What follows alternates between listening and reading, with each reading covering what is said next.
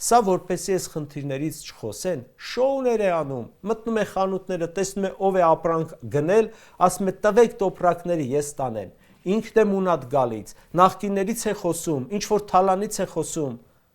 այդքան ձեզ չի հարգում ժողովուրդ, դե ասում է կգամ, կխաբեմ, կֆռացնեմ, նախկիներին դեմ կտամ, կասեմ օգնեք երրորդ հեղափոխությունը անեմ, հետո չորրորդը անեմ, հետո հինգը անեմ, ձեներ կհավաքեմ, կթռնեմ։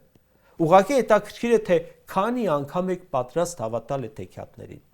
Ժողովուրդ ջան, չգիտեմ քանի կուսակցություն ու դաշինք կմասնակցի ընտրություններին, ով ինչ ծրագիր կներկայացնի, բայց վստահ եմ, որ Նիկոլի ծրագիրը լինելու է 100%-ով չկատարվող, էս գլխից տապալված։ Հարցման ժամանակ քաղաքացին ասում է, մենք սովոր չենք այսօրվա ղեկավարից նորմալ մակարդակով ճիշտ խոսք լսել։ Սովոր ենք, որ եթե մի բան է ասում Նիկոլը, ուրեմն սուտ է։ Մարդկանց մի մասը հեռուստացույցի էկրանին տեսնելով դրան, ալիքը փոխում է կենդանիների մոլորակ։ Իսկ քաղաքացին մեղք ունի, որ իր ղեկավարը սուտ է խոսում։ Գիտեք, եթե 2-3 ժամկետ այդ ղեկավարը ընտրվում է,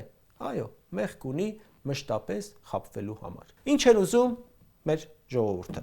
Ուզում է ապրել արժանապատիվ, երկրի ներսում արժանապատիվ հարաբերություններ իր եւ իշխանության մեջ, արժանապատիվ հարաբերություններ մյուսների հետ, արժանապատիվ աշխատանք ու վարձատրություն, արժանապատիվ կեցություն,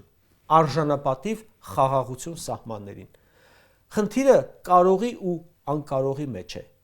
Ժողովուրդն էլ հաշվի առնելով հատկապես վերջին տարիներին իր գլխով անցածը, պետք է որոշի, ում վստահել, ով կարող է իրականացնել իր ծրագիրը,